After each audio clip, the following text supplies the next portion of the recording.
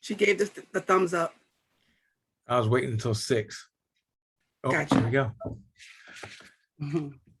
Well, good evening, everyone, and welcome to our 7th grade parent-student meeting to talk about early college and the Orangeburg County School District Advanced College. I'm joined by my colleagues, Ms. Stephanie Alford, who's the director of the Orangeburg Advanced College, Dr. Kelvin Lemon, who's a coordinator for Career and Tech at the K-12 and K-12 School Improvement at Orangeburg County School District.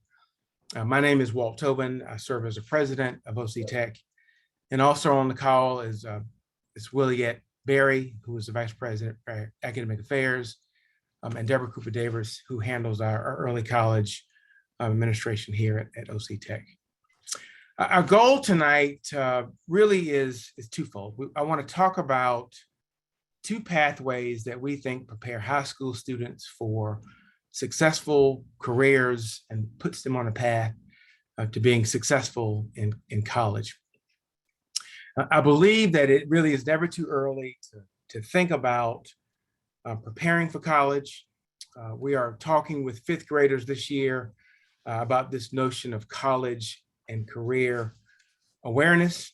And for the middle grades, we're focusing on college and career interest. So one of the things, just some housekeeping, if you have questions, just drop those questions in the chat, and Reagan Blanchard, who is in our marketing department and helps with our foundation, will help me respond to your questions as you see fit. Before we talk about early college and the advanced college, I want to talk a little bit about our institution in general. We have a phrase that we use that we change people's lives in Orangeburg and Calhoun County. We do that in 3 ways. First, we are successful. We provide a high quality academic experience for our students in a nurturing environment. We provide sufficient academic support both in and outside of class, and we maintain a low faculty-student ratio that gives our students the attention that I believe supports their success.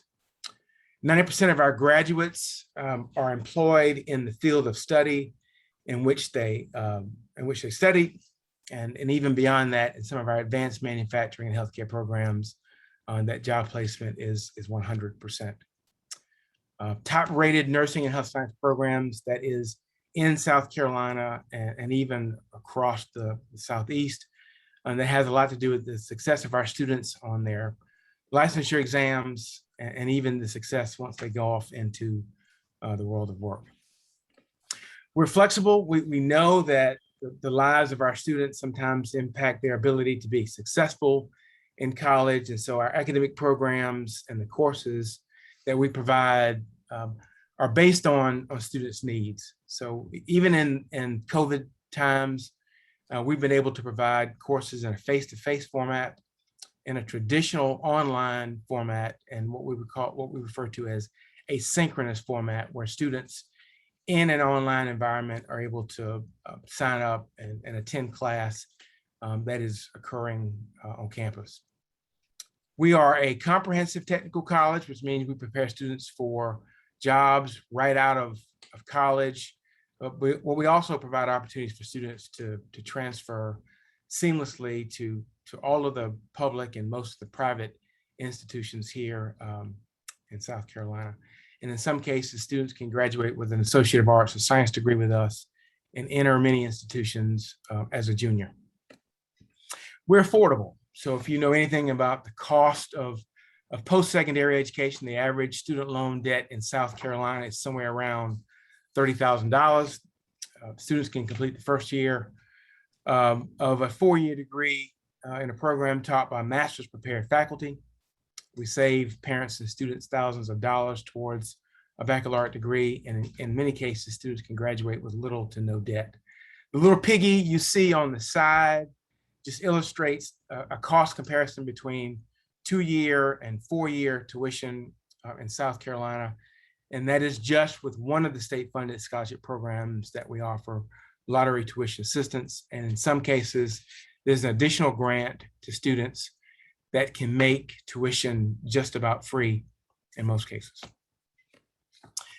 The other thing I think is important to mention, the average wage in this region of South Carolina is somewhere in the realm of $35,000. And if you look at any of these statistics, what you'll see is that in many cases, or in all cases rather, that wages for students who graduate from our programs and enter the world of work in these areas far exceeds the regional wage. I'll highlight a couple: healthcare, and I think I would even say now that these wages are about 6 months old.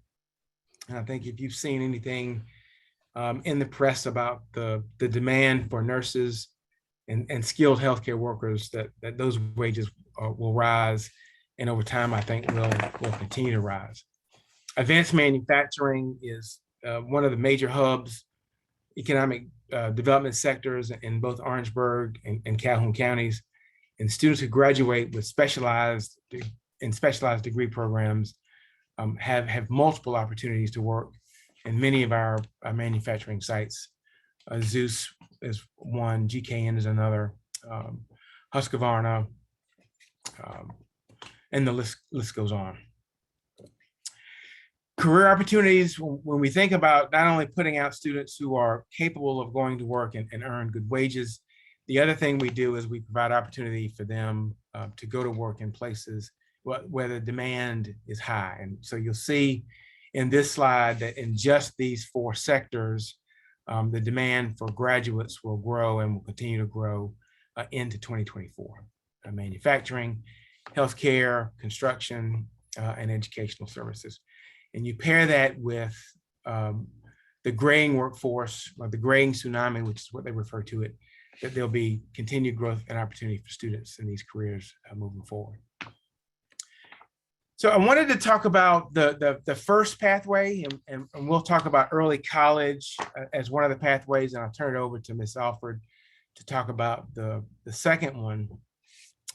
And that is that it allows students in high school to be competitive when they apply to go to additional colleges. So if they certainly have the option to enroll with us, but if they transfer to a 4-year institution, they are competitive in the admissions process. It's also important to reference the fact that early college courses carry the same weight as an AP or an IB course, advanced placement or international baccalaureate. And so a student who earns an A in our courses will get a 5.0 for that course, as opposed to just a traditional 4.0 in a regular level course. In most cases, students can complete the first year of college. We have made arrangements with both our independent schools and our 2 public schools in Orangeburg and Calhoun County to provide this experience to high school students at no cost. And the students transfer to 4-year institutions or even enroll with us, those courses count towards Life and Hope scholarship eligibility.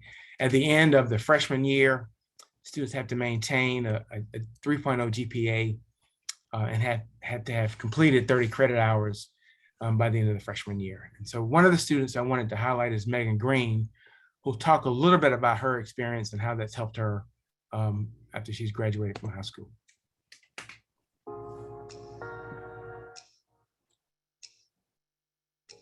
Hello, my name is Megan Green, a recent graduate of Fayetteville State University, where I majored in communications and media studies, and I am now going to obtain my master's degree at Alcorn State University.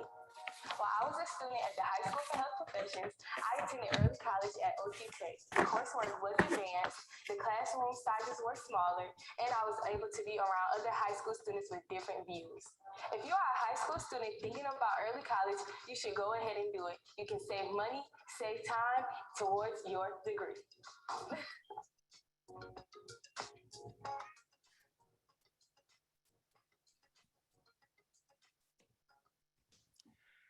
So this next slide really just highlights three different students who've taken three different paths toward post-secondary education. The first is Daisy Goodwin, whose passion for children led her to an early childhood development program, and she earned a diploma and graduated from high school at the same time. Corey Smith was a youth apprentice from Calhoun County, who worked at Husqvarna while he was an early college student in machine tool technology, and has since completed that apprenticeship program and was a full-time employee at Husqvarna. Annika Gupta went to OP, and so she graduated with 44 college credits and was able to enter the Honors College at USC with a year and a half of college completed. She's also returned back to us since and earned a credential in EMT as she prepares to go to medical school, and was working as an EMT this summer in Orangeburg.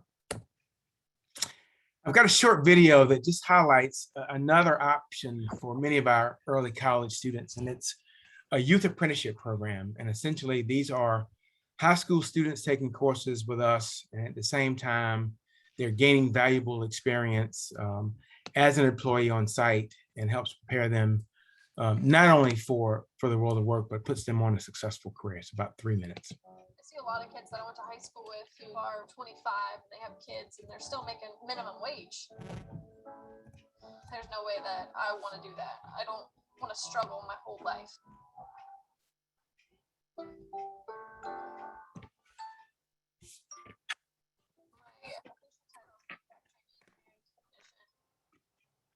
Today we've got a collaborative motion robot that we're setting up. So I get to program the robot for things that we have on the assembly line. Me and my dad have always been really close.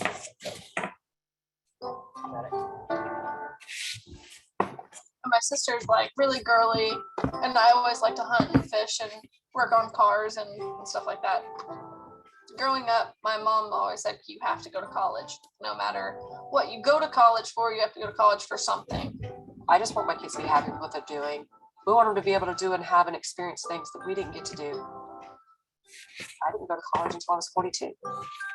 I see people get out of high school and go straight into fast food or waitressing. It's really hard to find a job now if you don't have any on-the-job training, or it's hard to get on-the-job training because no one wants to hire you because you don't have any experience. I started going to Trident for industrial maintenance technologies. A lot of the kids that I went to school with were like, you're going to a tech school instead of a four-year college. That's weird. There is a cultural mindset sometimes that if you don't go get a 4-year degree, you're a failure, and that's just wrong. We need doctors and lawyers, but we also need welders, machinists, programmers. There are plenty of occupations right here in Charleston where you can make 6 figures without that 4-year degree.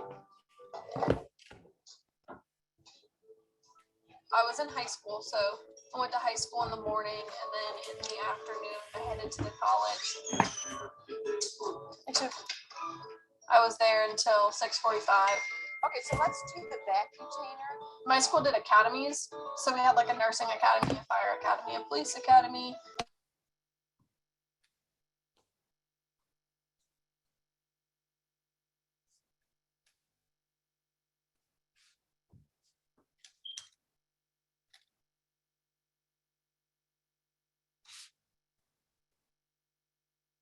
Use it. Shannon's mechatronics teacher recognized her potential. He called my mom and was like, are you ready for me to change your daughter's life? The apprenticeship program is a way to encourage young generation to get interested in manufacturing and to learn a skill that they can then develop and grow into a career. I would go to Cummins for 4 hours a day and pretty much just do on-the-job training and shadow people. I graduated my apprenticeship in April of 2016. I got offered a position full-time, so I'm no longer an apprentice. I've got 6 years of college, 2 bachelors, and an associate's degree, and my daughter makes more money than I do. I'm 20 and I'm sitting in my own house, so it's pretty great. The opportunity that she had to go through Cummins with their apprenticeship has allowed her to go back to school and have her job pay for it to get her engineering degree. These programs are a big part of the solution to what I think is our biggest social problem, which is making equal opportunity, that kids from the bottom can move up. The people that graduate from that program are more likely to be employed, and they make higher wages. What more can you want?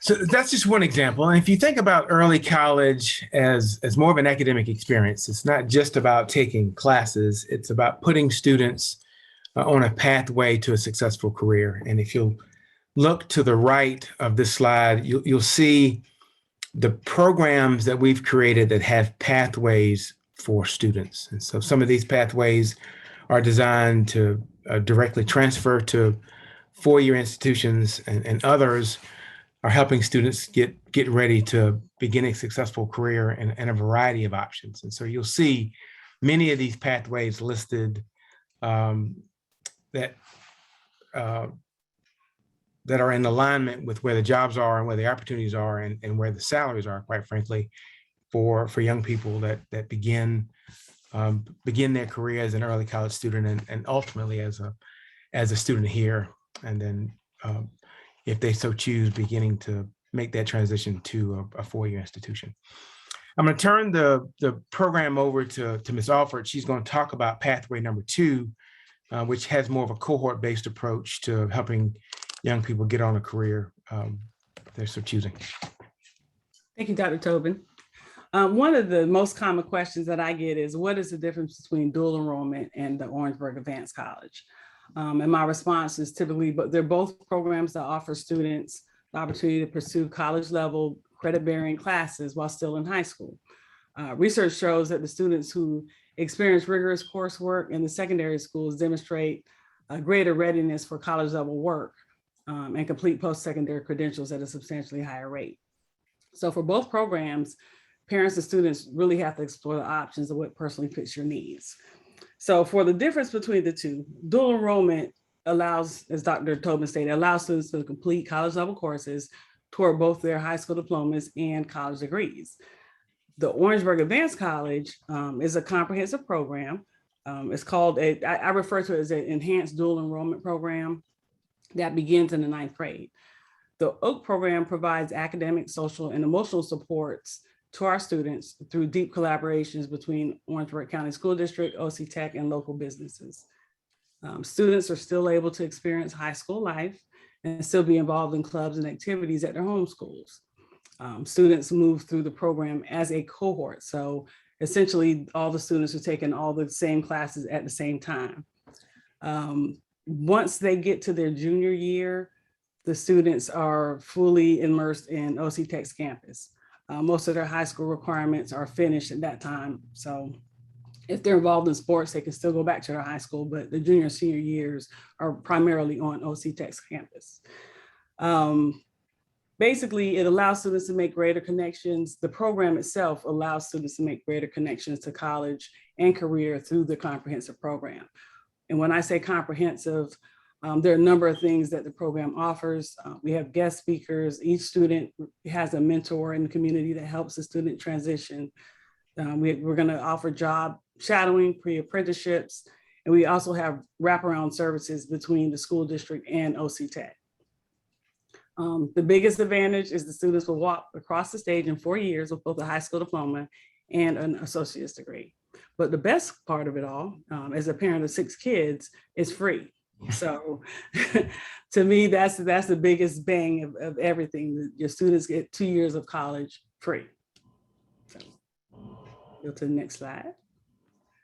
Okay, so the course sequencing, basically the structure of the Orangeburg Advanced College, the students for the first 2 years, they spend the first half of their day at their home school. And we have students enrolled in the program from 6 of the 7 high schools. So they come to OC Tech in the afternoon. And as you can see by this diagram, right now they're taking their classes in the afternoon every day. So they come sit in class every day in the same classroom. They're really enjoying the experience. But once they get to their junior year, between their 10th grade and 11th grade year, they'll meet with the OC Tech dual enrollment coordinator to kind of tailor where they want to go, whether it's an associate's degree or of science, associate's degree of science or associate's degree of arts. So that's the way they get to explore the differences in what they tailor their electives to be. So basically, at the end of their 4 years, the students will earn 60 semester credits. Okay, so the upcoming application process right now, students will be currently required to enter, well, to apply, you have to be enrolled in both Algebra 1 and English 1 as an 8th grader. You also have to take the AccuPlacer when you submit your application. There's also a 250-word essay, as well as 3 references from your English, math, your teacher, or your counselor, your principal. So some of these things have changed from this year, but we're trying to make sure that we get a good cohort of kids that we can select from. Right now, the current window is February 28th, expires February 28th. We'll open it January 1st, but we'll go into a little bit more detail about what, as 7th graders, what you would need to do to prepare to apply in your 8th grade year. Thank you, Ms. Alford. So I want to share with you 2 new academies that we are planning to offer in the fall. The first is an academy that is focused on advanced manufacturing careers. And so these are programs in electronics, engineering, technology, mechatronics technology, engineering, graphics technology, and machine tool technology. So we selected these programs, one, because of the career opportunities that these students are afforded in these programs, and also because of the wages that students can earn as graduates. They will begin this academy as 9th graders, and we're currently using a nationally recognized curriculum in some of our high schools and on campus referred to as Project Lead the Way. It's a pre-engineering curriculum that puts students not only on a path towards a 2-year degree with us, but in some cases, they're 4-year institutions that accept these courses for credit. So we are still in the process of working out the details, but I did want to share with you the fact that we are pursuing an academy with an advanced manufacturing focus in the fall. And then secondly, we're offering an academy focused on nursing and health sciences. Students that are in this academy will earn a certified nursing assistant credential, a phlebotomy credential, and an electrocardiogram credential. There's the possibility that they could complete the EMT certificate, and we're currently working on a paramedic, which is an associate's degree level credential in EMT, and also medical assisting.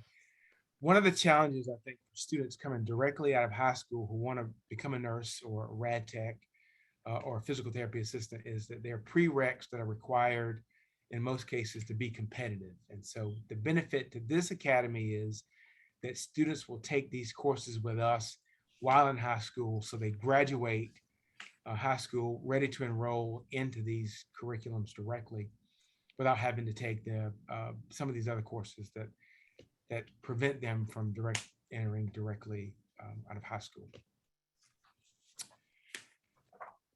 I'll turn it over to Dr. Lemon to talk a little bit more about how high school or middle school students can prepare themselves to enroll in these academies beginning in the 9th grade. Dr. Lemon. All right. Thank you so much, Dr. Tobin, and also thank you, Ms. Alford and other team members. So as we are going through this presentation tonight, you've heard a lot about early college. You've also heard a lot about the Orangeburg Advanced College, also known as OAC or OAK. So when you think about these programs, you have to be somewhat accelerated to get into these programs because you have to have that jump on credit-bearing courses out of middle school. So when you think about that, as stated on the slide that Ms. Alford covered, as a freshman, your first year in the Orangeburg Advanced College program, you'll be required to take Algebra 2 honors and also English 2 honors. So with that in mind, as an 8th grader, you have to complete Algebra 1 and English 1. In the Orangeburg County School District, there are at least 4 courses that we have that students can take for high school credit. Now, Algebra 1 and English 1 is pretty much standard across all of our middle schools. Spanish 1 and computer science, those offerings may vary by middle school. But again, you can speak to your administrators, counselors, career specialists to find out what options as far as Spanish 1 and computer science may be available at your school. But again, Algebra 1 and English 1 should be available everywhere. Now, when we look at the criteria for students to qualify for these courses out of the 8th grade, it's just not simply based on your desire or your request. You have to meet some standards academically. Now, all students are familiar with MAP testing. MAP testing has been around since the early grades for you all. When we look at our MAP testing, we have to look at the face-to-face assessment, and you must have a score of exceeds for the prior winter. So the prior winter assessment would have been given to you all back in January, February, based on your school's timeline or your school schedule. You should have a reading writ score of at least 235, a math writ score of at least 243. And then we jump to the standardized assessments, which is SC Ready. Scale score in ELA for 653 or higher, and math 622 or higher. Now, when you look at the SC Ready score, please note the school year. The school year that's identified will be the 2018-2019 school year. The reason that school year is identified because that was the last year that we had normal testing, which will also have been pre-COVID. So when you think about your progression from 18-19, those scores would actually possibly go back to your 4th grade test scores. Then when we look at criteria B, 7th grade cumulative B average or higher with a parent or teacher or counselor recommendation. Now, as 7th graders, you are now in the midst of accumulating or acquiring those grades that would lead to that B average. So please be mindful and make every quarter count, every assessment count, every quiz count, so you can have that cumulative B average. And then criteria C looks back at your historic test performance for standardized or national assessments. And again, that is pre-COVID. So that goes back to your 4th grade year. Bear in mind that last year, as a 6th grader, your testing was abnormal due to the pandemic. 5th grade, as an elementary student, your testing was abnormal in the spring of 2020 because of the pandemic. So again, historic test performance for you would be 3rd and 4th grade. Now, all of the information that you want to find out about the programs and the course offerings can be obtained from your guidance counselor. But I urge you, as a district administrator and a former high school principal, if you can get a jump on these courses out of middle school, that will open up the pathways for you as you proceed into your 9 through 12 educational experience, whether it be advanced college or whether it's early college. All of those offerings will be available for you. Career and technology ed, if you get this jump start on these academic courses out of middle school. At this point, I'll defer back to my team members to share the preparation for early college. Thank you. So thank you, Dr. Lemon. Let me just say one thing, that the reason that we're talking about these 2 pathways is because for the OAC, there's a limited number of slots, and there may be some students who do not qualify for one reason or the other. Generally, early college courses start in the 11th and 12th grades, but there are students who qualify as early as 9th grade, either through our standardized testing or through our multiple measures, which requires a cumulative GPA of 2.5 and having passed successfully Algebra 1. So we've listed out the steps to prepare, just as you as young people or parents, as you talk with your students, your children, about their future. But just know that those 2 options really are available to students who qualify as early as the 9th grade. We'll close with just some questions. So if we can either open up the chat, or if you would like to unmute your mic, we would certainly entertain those questions for parents and students that have them.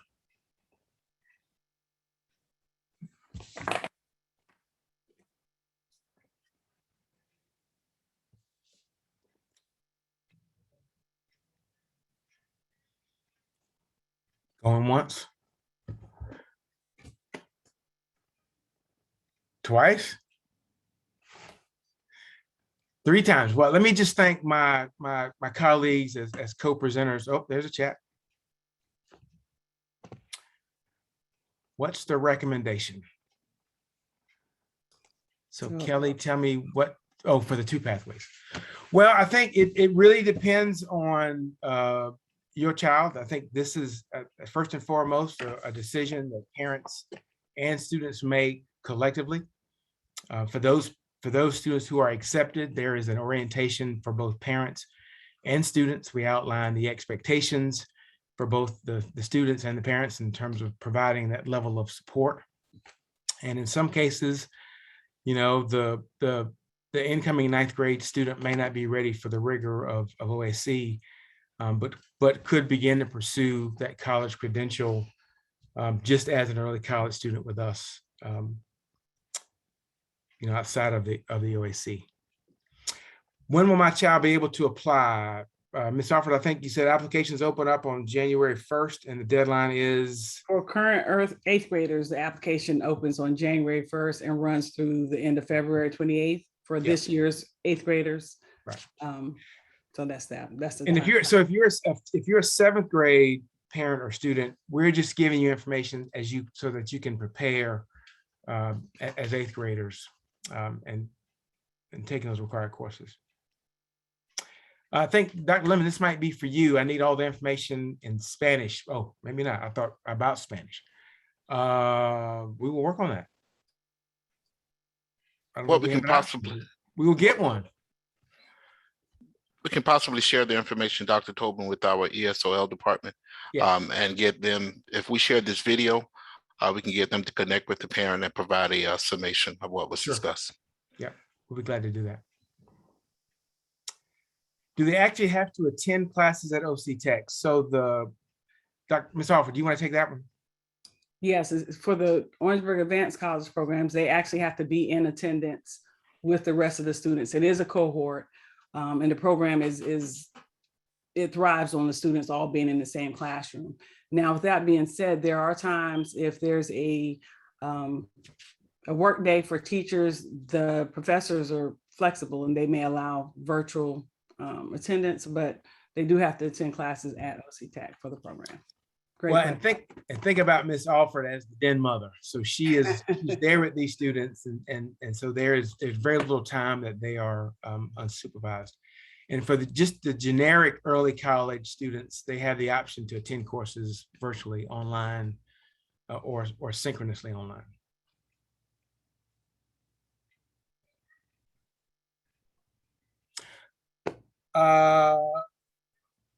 Yes, transportation is provided for the OAC students. So we have everybody's registration information, I think, for this Zoom link. So we can either send this link out to you to review at a later time. And if there's specific information that you'd like, I'm going to drop my email in the chat. And so you can just email me directly if you've got further questions that we didn't get answered tonight. tobinw@octech.edu.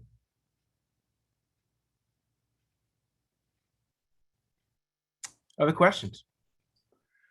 Well, thank you all for joining us, and we'll be posted on our website. Yes, we'll put that on our website as well. Thanks for the questions. Thanks for joining us tonight. I hope that we were able to share enough information to whet your appetite about preparing for early college and for the OAC, and we look to having conversations with parents and students as this year goes on and into next year as well. Dr. Thanks, Tobin, everybody, and have a good evening. I've also shared my email address in case there are district level questions that I can offer information. Yeah, very good. Thank you all, and have a good evening.